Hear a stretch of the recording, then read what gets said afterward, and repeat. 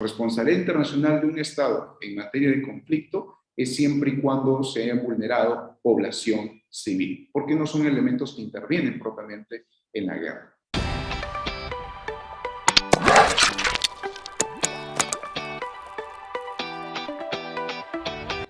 Hola a todos y todas nuestros oyentes. Bienvenidos nuevamente al portal de Actualidad Jurídica Enfoque Derecho de la Asociación Civil Temis. En esta oportunidad contamos con el profesor Juan Castañeda Méndez para que nos responda algunas preguntas y nos ayude a comprender qué está sucediendo entre Rusia y Ucrania y las implicancias del derecho internacional humanitario en este suceso. Bienvenido. Mi nombre es Juan Alberto Castañeda Méndez, profesor universitario, investigador, especialista en Derecho Público. Hoy estamos en Enfoque Derecho para hablar propiamente del derecho internacional humanitario a razón del conflicto armado entre Rusia y Ucrania. Nuestra primera pregunta se relaciona a cuál es la importancia del derecho internacional humanitario para el desarrollo de la comunidad internacional. La importancia del derecho internacional humanitario va a obedecer en gran medida de nuestra preocupación de hacerlo efectivo, ¿no? Como bien se ha reconocido, el derecho internacional humanitario es un estamento normativo, sistematizado, que de alguna u otra manera procura regular determinada situación, sea social, jurídica o elemento que se crea conveniente, ¿no? Lo que tenemos que diferenciar es de que el derecho internacional humanitario, a diferencia de pronto del derecho interno o del derecho estatal en sí mismo, es de que este estamento normativo del derecho internacional humanitario obedece a una suerte consuetudinaria, a una suerte convencional. De ser así, es que esta interpretación o este estamento normativo se viene a constituir bajo la lectura propiamente de los acontecimientos no únicamente evolutivos en materia jurídica, sino que su lectura o su interpretación se va dando conforme a las implicancias socioeconómicas, inclusive de cómo vamos, digamos, evolucionando en la sociedad a nivel mundial. A diferencia de pronto en el derecho nacional o en el derecho interno, donde el estamento normativo tiene un órgano productor, un órgano como podría ser el legislativo. Digo podría ser porque va a depender propiamente del sistema civil o común. Entonces, a razón de ello, debemos entender que el derecho internacional humanitario tiene un orden sistematizado de normas, ¿no?, de postulados, de principios que se rigen de manera internacional. Lo que sí debemos hacer una precisión o en todo caso un mayor énfasis sobre el derecho internacional humanitario es que no es aquella visión de pronto clásica, ¿no?, partiendo de comprender como únicamente el derecho de la guerra, ¿no? Eso, si bien es cierto, partió así o nació así desde una visión propiamente de Grocio como derecho de gentes, esto no es la única, digamos, acepción, ¿no? Porque el derecho internacional humanitario al día de hoy es una, digamos, una suerte de orden sistemático que atiende a dos finalidades. Una, justamente limitar el orden del juego, por decirlo así, entre comillas, de la guerra, el uso, modo, formas y métodos de la guerra, los límites de la proporcionalidad, de la razonabilidad en la guerra, en el conflicto, sea CANI o CAI, conflicto armado internacional o conflicto armado no internacional, pero también tiene otra finalidad, la que justamente de pronto estamos sesgando la lectura del derecho internacional humanitario, que es justamente la atención a las víctimas, pero no únicamente como una suerte de reacción al conflicto, sino también como una suerte de prevención.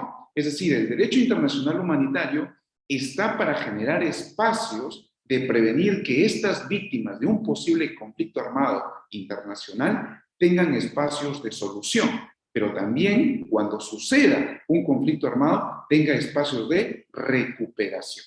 Esto, lo último, estas dos acepciones del tema de frente a las víctimas, es lo que tenemos que hacer el mayor énfasis. ¿Y por qué? Porque justamente el derecho internacional humanitario va a reposar su eficacia mayor o su mayor demanda de eficacia en este aspecto. Muy poco podemos exigir al derecho internacional humanitario que limite los métodos y usos en la guerra, porque quieras o no, los intereses propiamente geopolíticos juegan un rol muy protagónico en la interpretación del derecho internacional humanitario durante la guerra. Entonces, esto de pronto vaya a la importancia del derecho internacional humanitario atendiendo principalmente al tema de víctimas. Finalmente, sobre el derecho internacional humanitario debemos hacer la precisión de que esto, digamos, estas dos finalidades que acabo de mencionar, obedecen propiamente a antecedentes muy puntuales, ¿no? Como el derecho de La Haya y el derecho de Ginebra, ¿no? El derecho de La Haya que se instituyó propiamente para limitar los usos y modos, ¿no?, de la guerra, y el derecho de Ginebra propiamente para el tema de las víctimas. Bueno, esto se solucionó o en todo caso se unificó atendiendo al postulado de los derechos humanos. ¿Cuáles son los tratados que enmarcan la normativa del derecho internacional humanitario? Tenemos un tratado internacional bastante importante, o en todo caso ícono, ¿no?, en esta materia del derecho internacional humanitario, como viene a ser la Convención propiamente de Ginebra y sus protocolos adicionales a lo largo de la historia que se han venido pues desarrollando, inclusive algunos otros implementando en el sentido de la interpretación, ¿no? No obstante, aquí hay que hacer una de pronto precisión, por decirlo así, en tanto que cuando hablamos de derecho internacional humanitario y sus tratados, o el tratado que vinculen estas materias propiamente de conflicto armado, se piensa que únicamente es la Convención de Ginebra, ¿no?, del 49, o en todo caso propiamente cómo se instituía el Estado, olvidando de pronto, o en todo caso abriendo una discusión muy interesante que si no, es aplicable o no la Convención Americana de Derechos Humanos o lo que tenga que ver propiamente con los derechos humanos, ¿no?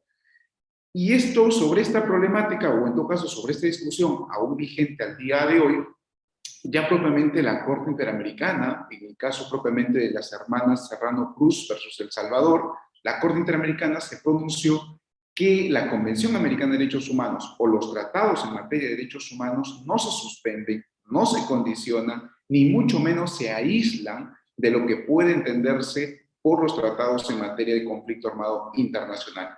Todo lo contrario, atendiendo un principio de indivisibilidad de los derechos humanos, se complementan y se entiende que durante el conflicto armado se mantiene vigente la tutela de los derechos humanos. ¿Por qué se hace esta precisión? Porque en algunas u otras casos que han habido a lo largo de la historia, se ha entendido que únicamente se analiza propiamente desde un ángulo de la Convención de Ginebra, cuando en realidad se puede atender también atendiendo los tratados en materia de derechos humanos.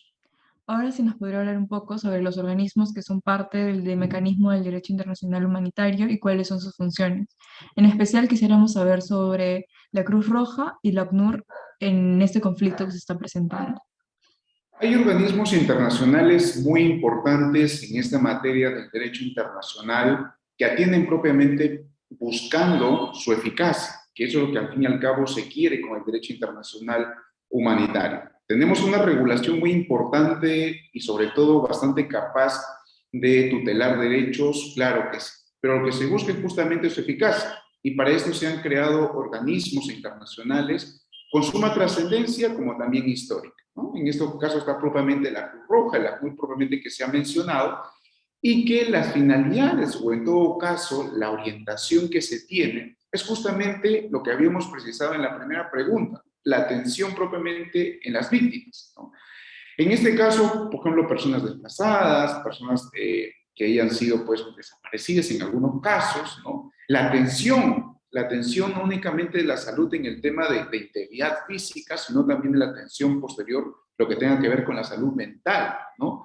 En este trabajo último de la salud mental está propiamente el CIR, si no me equivoco, propiamente del Comité Internacional de la Cruz Roja, que trabaja muy bien con la Cruz sobre la atención de la salud mental. ¿Por qué es un punto muy importante? Porque así como los elementos que intervienen de manera directa en la guerra, respecto al esquema del tema mental por el tema propiamente de la guerra en sí misma, los ciudadanos, en todo caso la población civil, también sufre de manera indirecta esta vivencia pues, post-traumática, posguerra, y en ello también se tiene que hacer digamos, un esfuerzo institucional o interinstitucional para tutelar estos aspectos, ¿no?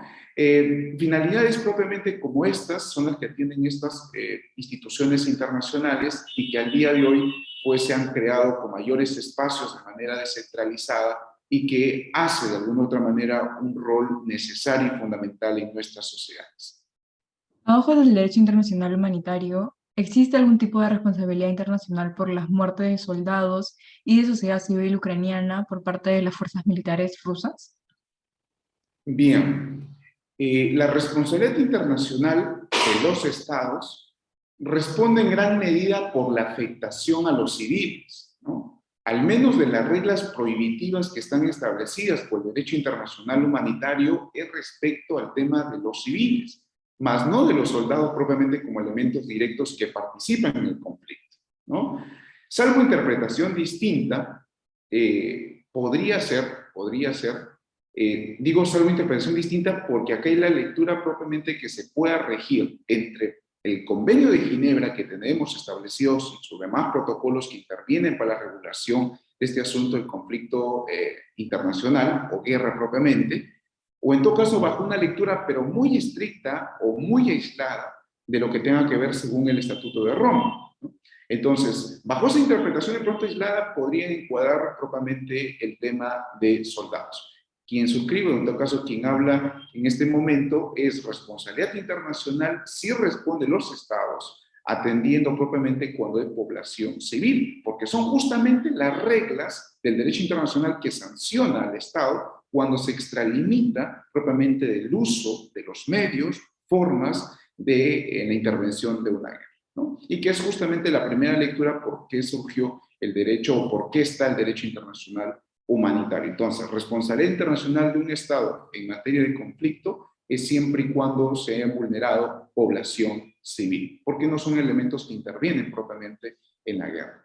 ¿Cuál sería el estamento o la institución que se encarga de juzgar este tipo de situaciones? Claro, hay que tener presente de que a lo largo de la historia se han creado una serie de tribunales internacionales, ¿no? O sea, no es la primera guerra que vivimos a lo largo de la humanidad, hubo un sinfín de, bueno, tampoco una cantidad exorbitante de guerras, pero al momento que han sucedido estas, pues se han dado situaciones muy dramáticas y lamentables, para lo cual se habían creado una serie de tribunales internacionales. El cual de pronto llame más la atención es el Tribunal Internacional de Yugoslavia, por ejemplo, ¿no?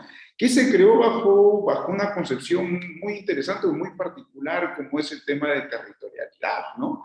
Cosas similar de pronto a lo que sucedió de pronto de Nuremberg y entre otros, ¿no? En este caso, después de esta experiencia, se regiría propiamente o se determinaría la responsabilidad internacional de un Estado respecto a las situaciones de una guerra bajo el Estatuto de Roma de la Corte Penal Internacional, ¿no?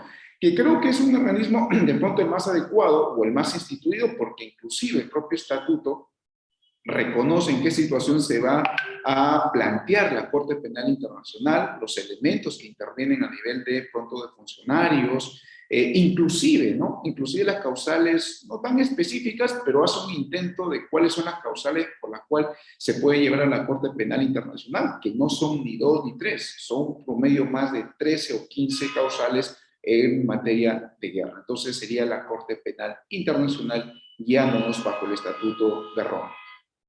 ¿Qué papel juegan los organismos internacionales y el derecho internacional humanitario en su tarea de frenar la escalada de violencia en la zona de Donbass?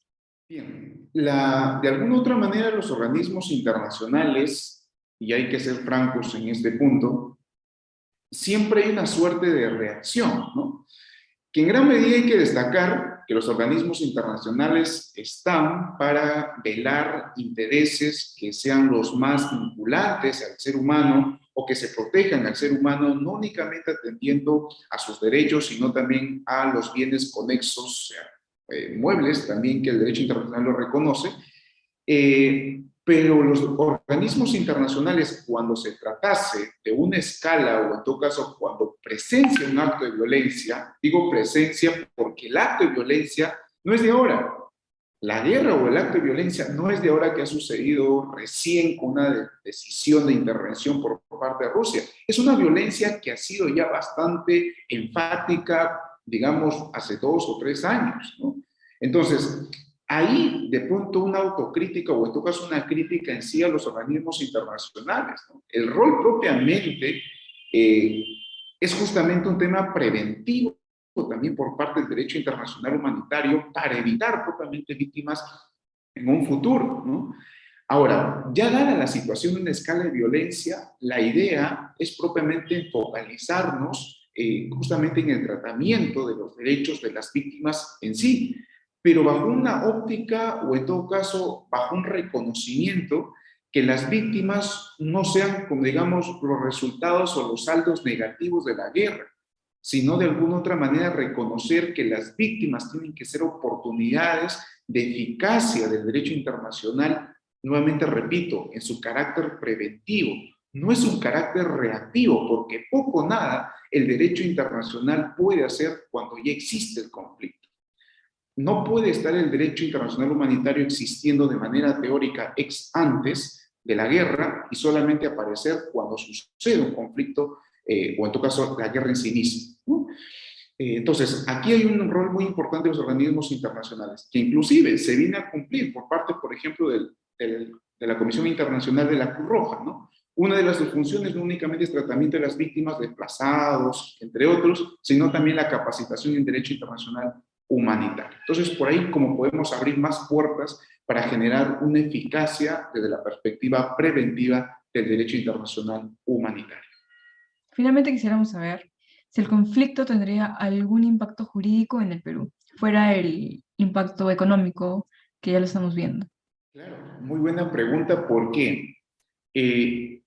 A pesar que nosotros nos hemos, en todo caso, hemos entendido, o en todo caso, creo que nos han enseñado a la gran mayoría de estudiantes de Derecho, de que nuestro sistema es cerrado a razón de nuestro tipo de civil law, ¿no? Un derecho que de pronto solamente obedece a esta suerte de pedigrí, como diría Ronald Dworkin, del poder legislativo, ¿no? De un órgano productor que modifica, crea, o en todo caso que también interviene el juez para modificar y que ahí nada más es el sistema jurídico, pues es un grave error, ¿no? O en todo caso, es una concepción sesgada, por no decir un error, es una concepción sesgada, ¿no? Por ejemplo, lo que estamos en materia pues, de derecho público, exactamente en el tema constitucional. La exigencia al día de hoy, ¿cuál es propiamente para un estudiante o abogado en el campo, sea de litigio constitucional o en la enseñanza del derecho constitucional o en todo caso derecho internacional? Es de que ya no únicamente se litiga o se enseña también desde propiamente la jurisprudencia nacional del orden constitucional o únicamente la Constitución. Ya no estamos abocando propiamente a la exigencia de que el alumno pues maneje instrumentos internacionales. Al abogado en la audiencia también de pronto llevar a litigio a la audiencia jurisprudencia de la Corte Interamericana o del Tribunal de Derechos Humanos o de la Comisión. Elementos que hacen que al día de hoy que discutamos, si por ejemplo aún pervivimos o nos desarrollamos en un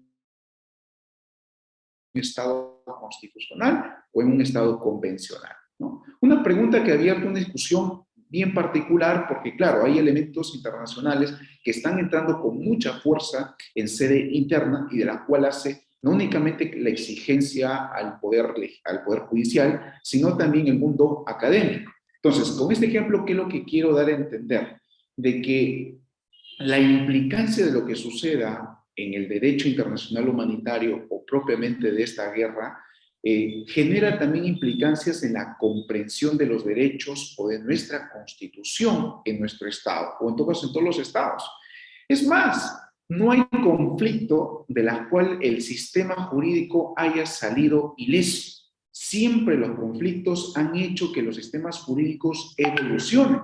Si no, mírense solamente o miremos acá a nuestro hermano país de Colombia.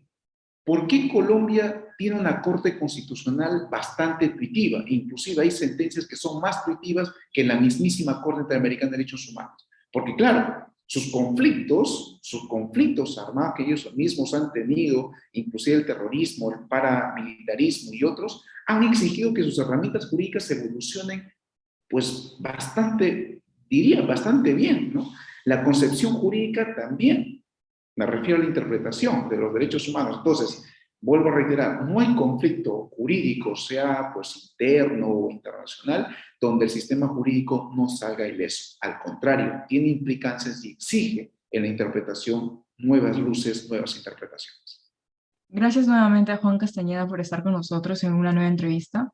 Los invitamos a todas y todos a seguirnos en todas nuestras redes sociales como Enfoque Derecho para más contenido jurídico. Gracias.